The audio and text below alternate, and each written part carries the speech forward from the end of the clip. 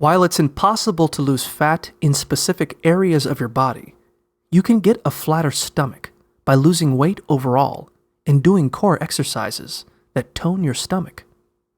In general, cutting 500 to 1,000 calories per day can help you lose weight at a safe, sustainable pace. Avoid making drastic cuts to how many calories you're eating every day, since eating too few calories can decrease your metabolic rate, actually making it harder to lose weight.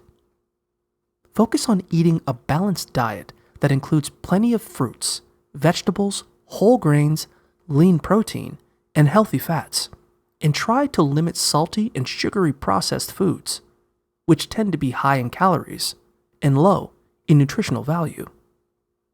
Crunches, planks, flutter kicks, and dead bugs are just a few exercises that are great for toning your stomach. Try to get in an ab workout at least 2 times a week. Do 2 to 3 sets of 10 to 15 reps for each exercise, gradually increasing how many reps you're doing each workout.